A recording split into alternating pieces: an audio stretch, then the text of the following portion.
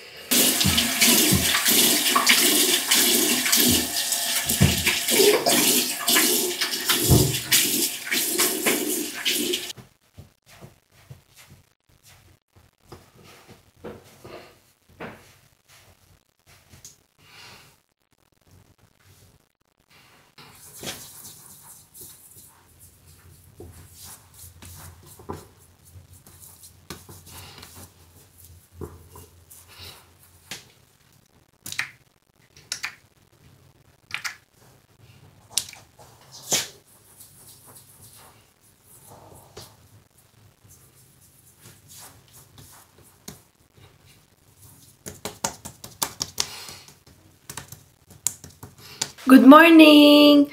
Welcome to another video. For this video, ipakikita ko sa inyo yung weekdays ko. So, Monday till Friday, dadaling ko kayo everyday. Hindi naman syempre yung buong araw kasi ang haba naman masyadong video kapag gano'n, ano. So, yung mga parang highlights lang ba nung araw ko. So, samahan niyo ako.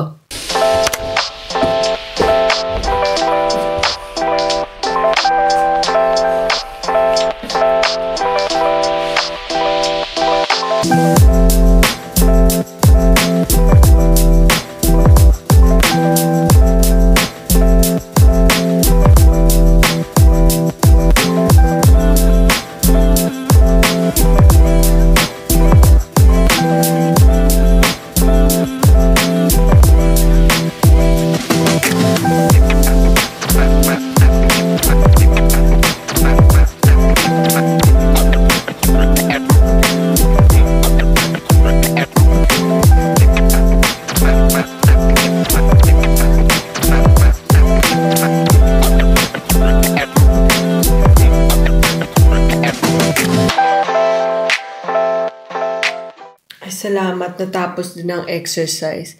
Na-struggle talaga ako. Nangangatog ako haba akong nag-e-exercise. Wala kasi ko talagang ka-strength na. Tagal ko na rin kasi hindi nag-workout eh. Actually, first time ko itong gawin ulit. Although, every week naman nagba-badminton ako. Pero iba pa rin kasi yung gantong exercise, diba? So, kaya ako nag-start mag-exercise kasi napansin ko, ewan ko, nag-29 kasi ako this year and parang nananakit-nakit na yung mga buto-buto ko.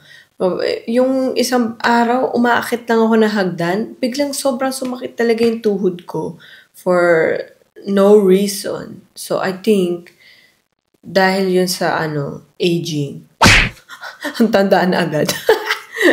Pero, yeah, I think dahil nga tumatanda na, di ba sabi naman nila, pagka nag-30 ka na daw, yun na, doon na talaga magsisimula mag-downhill ang lahat.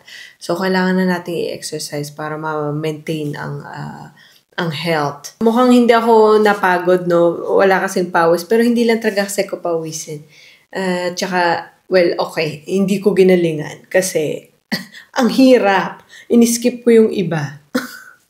Hindi ko carry eh. Sakit na talaga ng tuhod ko and ng braso ko.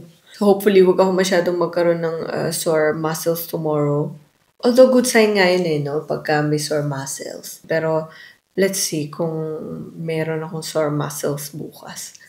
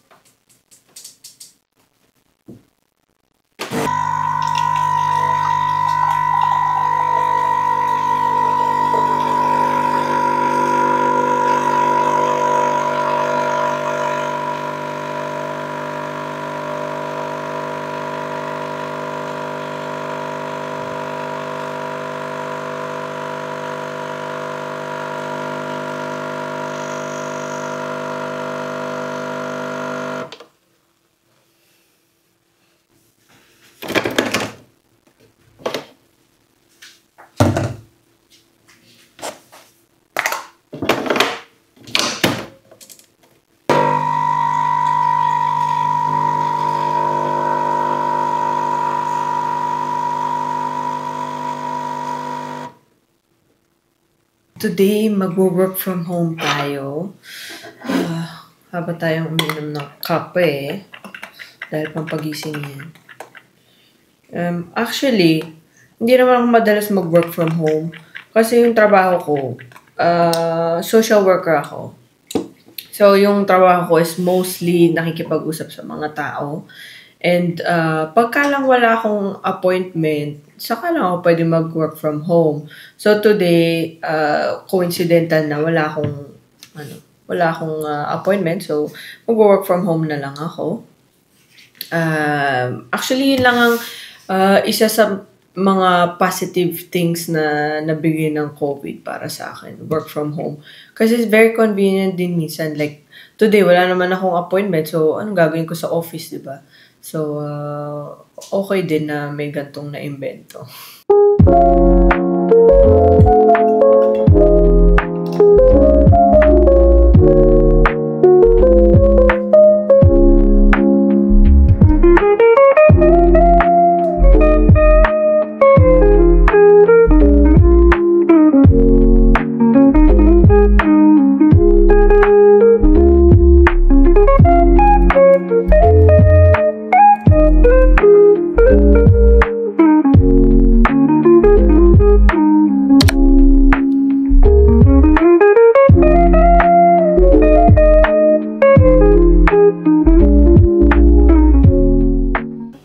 So, ang lunch ko today ay noodles. Kasi, wala lang. Nabet ko lang kumain ng noodles. Ito, meron ba niyan sa Philippines? Japanese ata to Nissin, no? Pero masarap to. Usually ang kinakain kong lunch is tinapay. Dahil dito, yun ang normal na kainin for lunch. Pero pag sa bahay ako, usually kinakain kong food is yung mga tira-tira kagabi. Pero dahil nag-crave ako sa noodles, magno-noodles na lang ako ngayon.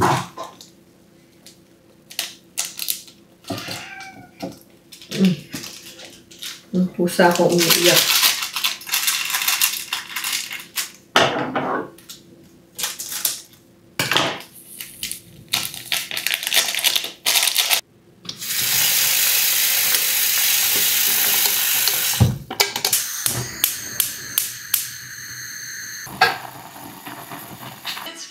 You're taking apart a wood chuck. I don't know how long that's supposed to take. There's a line of customers.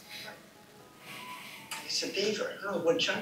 This is the first sophisticated animal I've had the chance to work on by myself. Pinapanood ko tong Bates Motel sa Amazon Prime. Medyo maganda siya. Tsaka medyo nakakatakot minsan. Pero maganda yung story niya. Usually K-drama ang mga pinapanood ko. Pero pagka sobra na yung sunod-sunod na K-drama na yung pinapanood ko, kailangan ko rin ng English movie or series paminsan-minsan.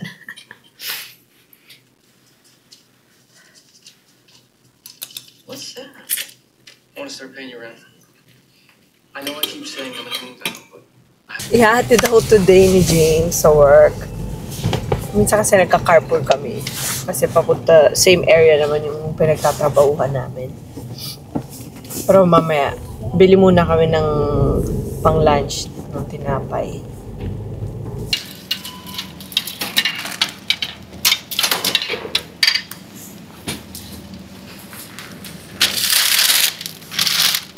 Let's go!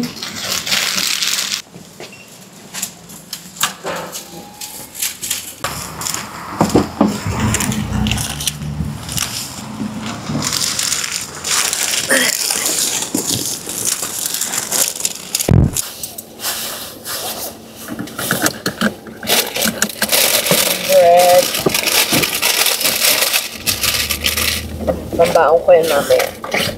Kung pinanood nyo dati yung isa kong vlog, yung pumunta ako kay Amanda, iba pa yung kotse namin doon. Bago na to eh.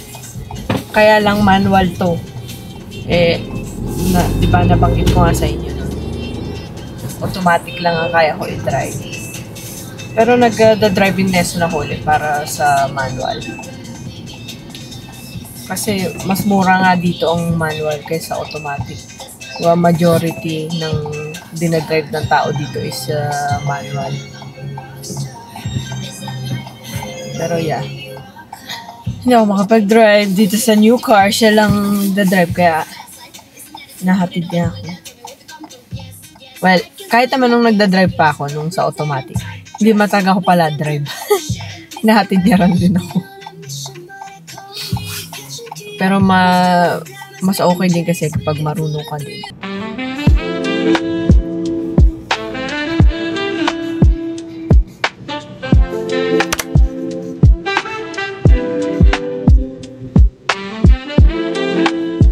Ayan, malapit na. Mamimiss ko ang baby ko.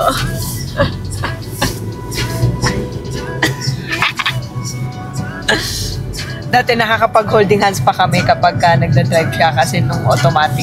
Ngayon hindi na kasi kailangan niya isa niya rin kamay para mag-ano, di ba? Ano yun? Mag-gear. Anyways, malapit na ako sa work. So, daling ko na lang kayo uli mamaya sa badminton.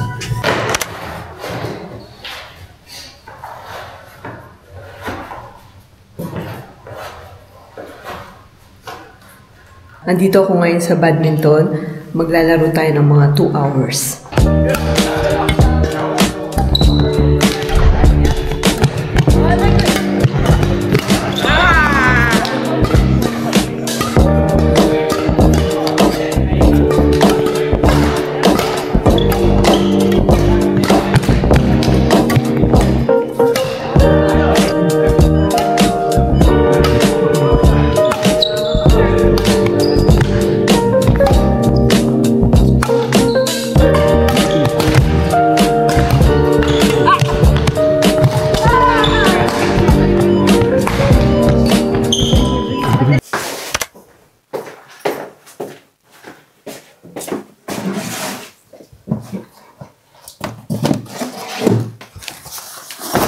Sa bahay na ako.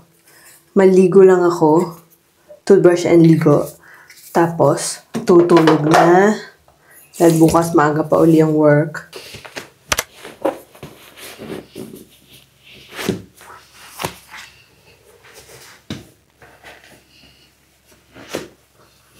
Pupunta akong office today.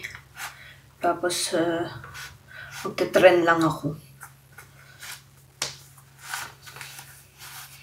Hindi ako pwede mag-video doon.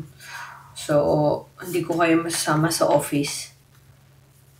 Pero, mamaya kakain kami sa labas ni James. So, doon lang tayo magkita ulit.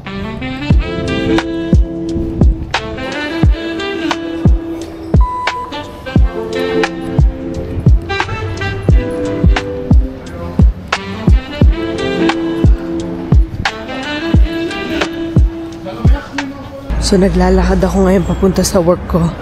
Tapos, sobrang lamig, diba? Tingnan nyo, may lumalabas na usok sa bibig ko.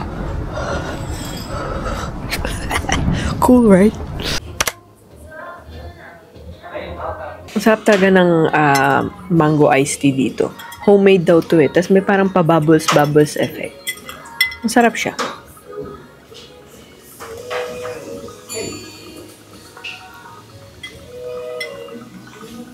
Madalas din kami dito ni James eh. Mumurahin kasi tsaka masarap yung food dito.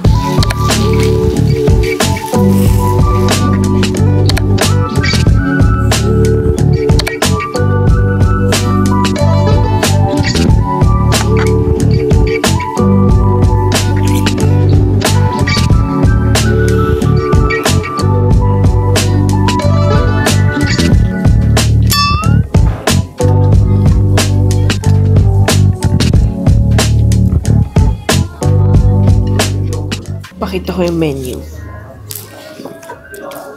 So, ayan, pwede kayong umorder na sushi, poke bowl, snacks, ramen, bibimbap, tsaka ito yung in-order ko, teppanyaki. Yung bibimbap, di ko masyadong nabit.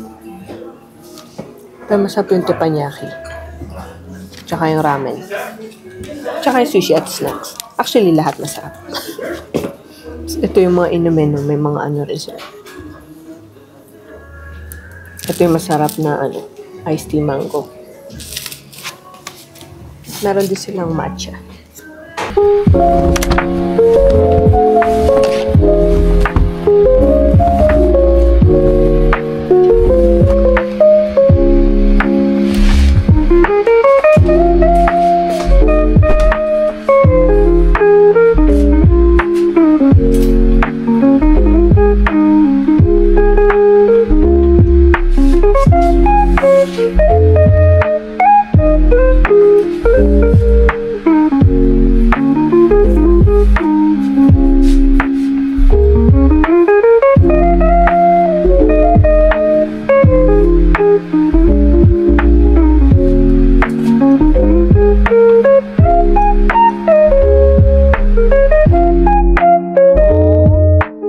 Every Friday akong off para long weekend, kumbaga, Friday, Saturday, Sunday off.